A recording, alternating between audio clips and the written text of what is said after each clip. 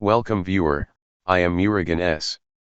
This video tutorial describes, fix Windows 11, 10 PC or laptop not shutting down issue.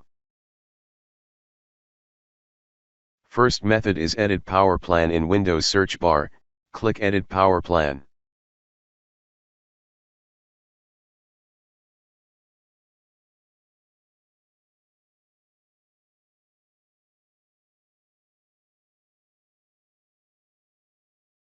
Click choose what the power buttons do. Uncheck turn on fast startup.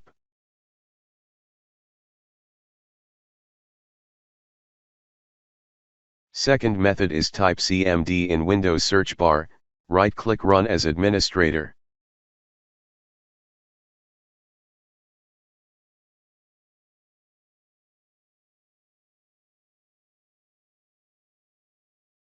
Type power CFG space, H space, off.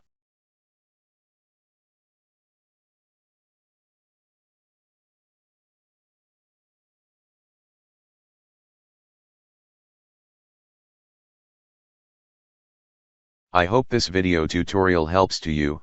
Please like, share and don't forget to subscribe my channel. Thank you very much. See you next video.